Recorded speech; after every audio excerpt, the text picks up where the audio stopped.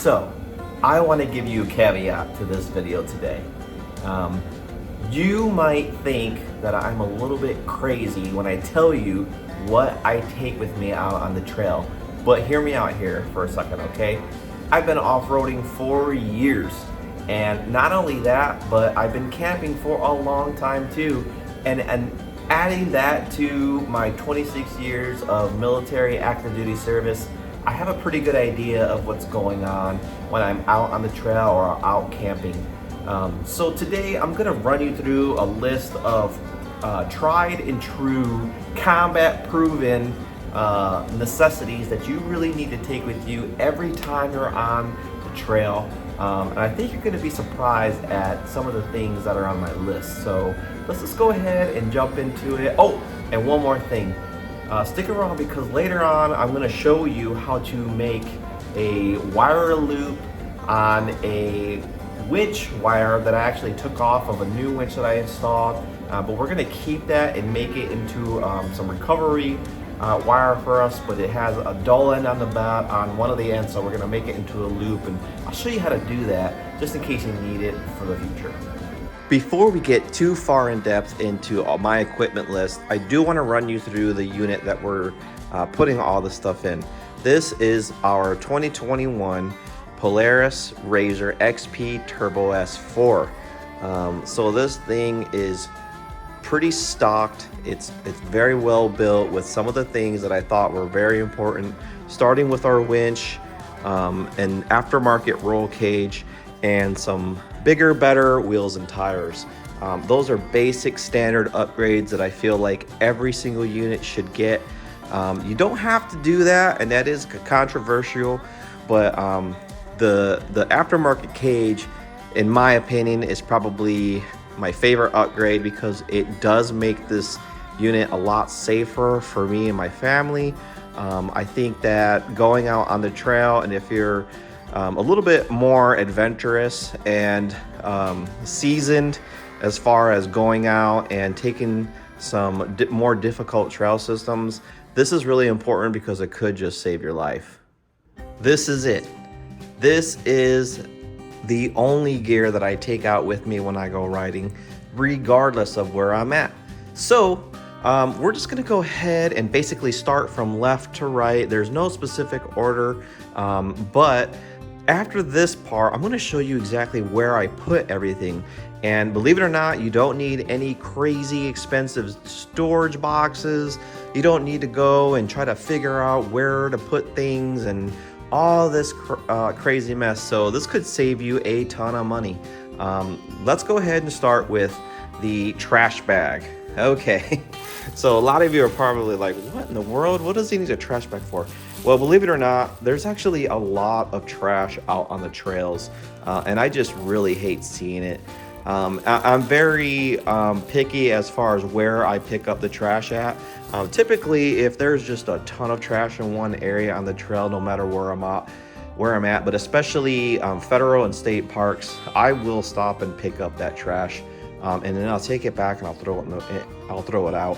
It's just really sad to see that kind of stuff. I think that off-roaders should be much more careful with where they're throwing their things. And believe it or not, the most you'll see out there is going to be beer cans, which is just, it's a bummer. It is what it is, you know. So, but nonetheless, the big things are recovery straps.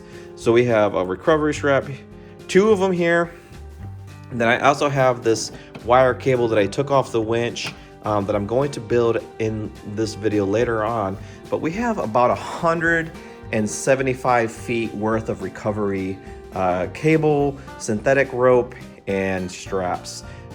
My experience tells me these are the most important things for you to have, because if you get in a sticky situation, you will be able to winch yourself out from any which angle as well. Just keep in mind, you don't always winch yourself out front to the back. Sometimes you got to pull your rear tires to the right. Sometimes you're in a bad situation and you got to pull your front tires to the left or right. So, I mean, you're going to have to use different trees, and you're going to have to use snatch blocks, right? And straps, put these around trees in order to keep you from damaging any of Mother Nature's stuff out there.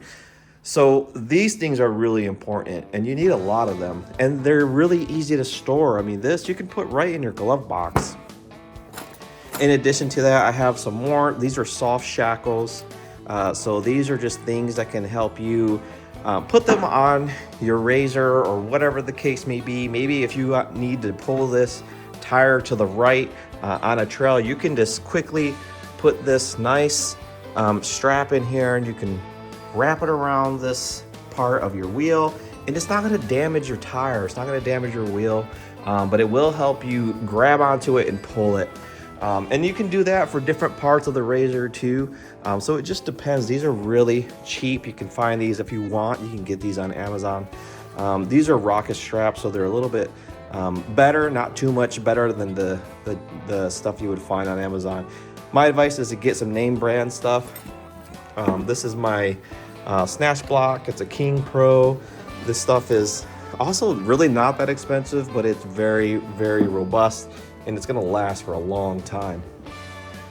In addition to that, I have some fuses. Now these fuses are not only for the razor, but they're also for the truck. And these same fuses are in our Momentum. We have a 40-foot Grand Design Momentum. And so you're gonna see these fuses all over the place. I do bring spares just in case. There are some spares in your fuse box on the side-by-side, but it's always good just to have an extra one here and there.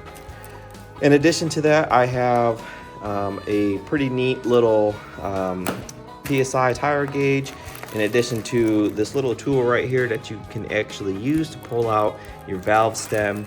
And these screws right here are for removing and replacing the belt. So all this stuff is really good.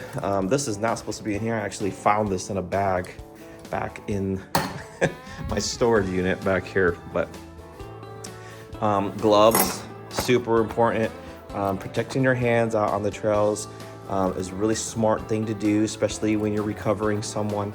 And then you got these smaller straps too. A lot of dudes out there break their tie rods, they bust up their A-arms.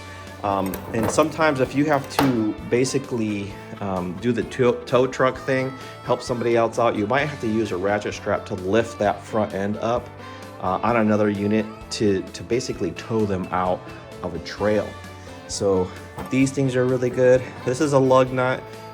So this is a lug nut socket actually. UTV wheels are usually, they like to countersink their lugs into the wheel itself, which is good because it prevents people from stealing them. But most folks who have aftermarket wheels and tires actually have this device. So this basically slides in here like that, and it allows you to use a 3/4 inch wrench to pull it out. So like I said, this wheel lug nut is really buried in there, so you can't get to it normally. So these are really important. And also, I mean, if you lose this and something happens and you got to pull your own wheel off, you're gonna have to find somebody who has this thing on the trail. So gotta have this for sure, for sure. This right here is our winch extension, handle, switch, whatever the case may be. I am a huge Badland fan. This is a Harbor Freight product. This is the second winch that I've installed on a unit, and they work when they need to work. They're great. They're a pretty hardy unit. And they're very affordable too, right? I mean, it's not a Warn. And I know a lot of guys out there are huge Warn fans, and I am too. I just think that I could spend my money in other places. Sorry about that. Here we got some basic tools, right? I got a Leatherman, some zip ties, a headlamp, and a knife. And so this knife is more for me, it's more for protection in case for some reason I run into an animal and I can't, there's just so many circumstances that I might need a knife for. So if things really go to heck, you know what I mean? I got a knife with me. So I guess that's that. But the headlamp's actually really good at night. Things change dramatically when you are off-roading between the day and night. So when night falls, the trails become exceptionally mysterious. They will play tricks on you. You will forget where you are. You'll forget where you're riding. Things won't look familiar. So having this headlamp can really help you out when you're in a sticky situation out there. I also have some bigger and hardier straps. These they do double work in addition to my soft shackles. This is what I use to tie the razor down in my toy hauler. So these are some really great straps. And then we get over here to a couple other small things that I always make sure I have. Some bungee cords. It's just in case I gotta tie something down in the bucket back here or something. I have a compass. Even though I have a navigation system on the razor and I have my iPhone, you just never know, I suppose. But this will always be able to tell you where true north is. I also have this foldable shovel. So I would use this more when I'm doing a little bit more terrain that has mud or sand or things of that nature. I haven't had to use this shovel in years, but it's there, it's with us. So, you know, that's good. Finally, I have a couple other things which include some basic tire products to help plug holes. There are some patches in case we get a side puncture. They're really in case of emergency situations where I got to get out of a spot because of tire damage. I do have a air compressor, and this is basically an extension cord because it's a 12 volt that fits right into a cigarette lighter. So this is my extension cord for that. The pump is in my truck, so I'll just usually grab it and throw it in the razor. And finally, I have this extra belt. So these belts aren't cheap. A good belt, I believe the Polaris belt for a Turbo S replacement, it's like $160 to $200. I mean, so many manufacturers make them. I have a Hunter Works belt in there right now. I actually removed the stock OEM belt for Hunter Works.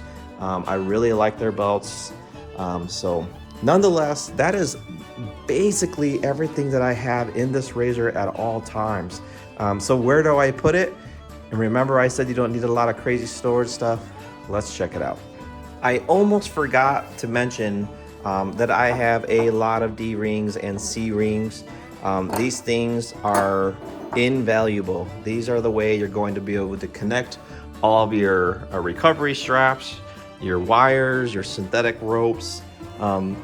This is basically the amount I carry with me. Typically, if I'm using one of these types of devices, I'm going to double it up. They do have the workloads on them. So this one, for example, has a working load, it's upside down, of 3,300 pounds. So, and these are massive. So this is a 3/4 ton D-ring, and these are 1/2 tons. So a lot of good stuff. I actually have to have one of these in order to use my shackle because there is no hook on it. So this part of the D-ring goes right in through my shackle there. Now I could use a soft shackle if I needed to. Totally, it would work, but basically, really important. We are at the rear of the Turbo S, and depending on what you like to carry in the bucket, you could throw a toolbox back there. You could throw a lot of guys, typically I see, my experience, have big coolers back there because typically when you're going out riding, you're at a closed park. You can have some drinks when you're out having a good time. Totally fine, not a big deal. Me, I'm a huge music lover. I love music when we're riding. So I do have a massive 1200 watt RMS 12-inch subwoofer that I put back there. We've got an upgraded stereo system in here. It's all professionally installed, so I lose a lot of space back there. In addition, I do also carry a smaller cooler for snacks, for drinks, water, obviously, especially in the summer. So where would I store all that stuff if I'm using the bucket for majority of non-recovery, non-tool type of situation? Well, I recently installed these $4 ammo cans from Harbor Freight. So there's a ton of storage in here, and then I have 2 of them for that. Okay, so that's like $8 so far. In addition to that, I have some of my military bags that I used to deploy with. They're right here, and these are really easy. They're snap-on buttons back in this area, and then you just kind of open the top, and I don't know if I'm gonna be able to do it with one hand, but you open the top and this is the bag, so you can throw your soft shackles in there. You can throw a couple of straps in there, some tools in there. So there's 2 of them, and they fit really well behind the back of the seats in the rear. So that's more storage. If you open up this razor, it comes with stock storage in the glove box. So there's actually a nice big glove box. It's gonna be hard for you to see, but this is the glove box part. And when you open it, it goes really deep. It goes all the way back there. It's huge. There's a ton of storage for you to put stuff in there. And then up here as well, there's more storage for you to put things in here. Additionally, what Jess and I have done is we've installed some saddlebags. These are actually door bags. These are made by Razor for this specific door, but they're also gigantic. You can put a ton of stuff in there, and we have 2. We have one for me, and she has her own. And if I really wanted to, I could buy 2 more for the rear 2 doors. So if I wanted to, I could buy another one for this door and another one for that door. So there's all kinds of places or spaces for storage in here. So as far as going out and buying a big toolbox or putting money into a huge storage container, that's totally fine. If that's something you want to do, absolutely. We all have our own prerogatives, right? My advice is to not do that, because there's just so much storage throughout these units. You can find a place to put them, and you don't have to bring everything with you. Which leads me to another important point. You don't have to take every single tool you have with you out onto the trail. Most of the times when we go riding, there's not too much distance between where our unit is going to be and where home base is, or at HQ, your toy hauler, the park that you're staying at, whatever the case may be. So if something really bad happens to your unit, a couple things. First and foremost, there's probably going to be other people out on the trail who can help you.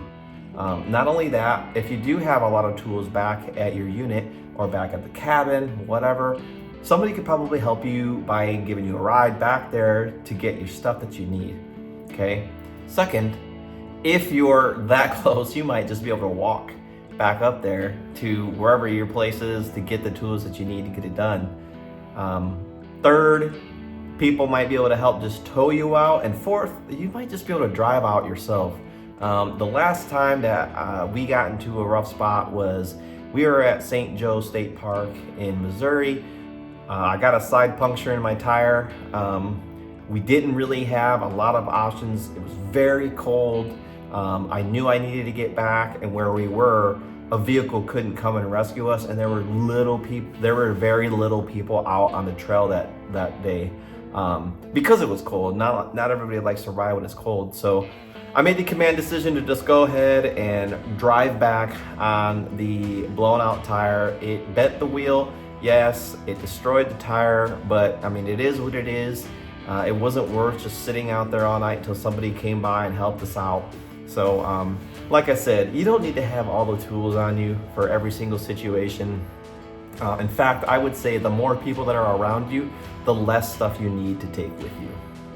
Now that you have a pretty good idea of what I take with me out on the trail, I'm gonna go ahead and show you one of my techniques for fixing the end of wire to make it a good recovery rope. Now, just keep in mind, there's a couple ways to do this. This is one of 2 ways that I prefer, so here we go. All right, well, like I said, there's a couple different ways you can make an eyelet out of the end of this wire here. But the first thing we're gonna have to do is we're gonna have to cut off that welded spot so that way we can fit in a couple of different fittings that we're gonna smash together to kind of hold the wire in place once we make these eyelets. So here we go.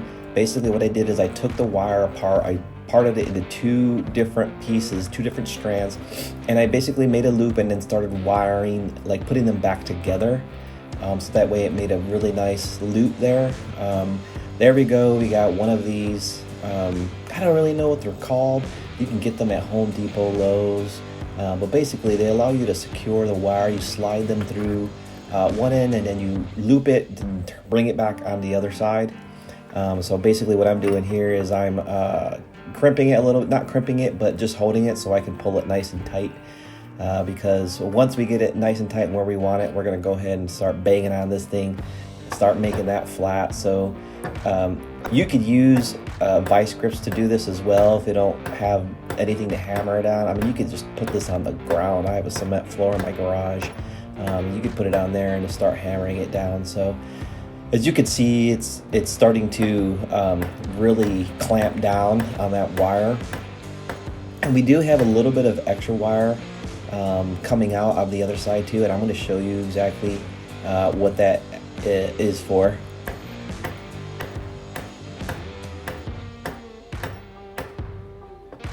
So if you see this little piece that I'm cutting off of, it's just another one of those aluminum, I would say it's a clamp, because basically I'm sliding it over that wire and I'm just pressing it down so that it clamps onto that cable. I'm gonna take off some burrs here so that way nobody gets hurt when they're handling this cable, and then voila, that's basically it. Pretty easy. I think this is a cool way to do it. There are, like I said, a couple different ways, and this is the first time I've done this, so yeah, pretty cool. Hey folks, thanks a lot for hanging out. That's going to be it for us. If you like what you're seeing, please subscribe, and I guess we'll check you next time.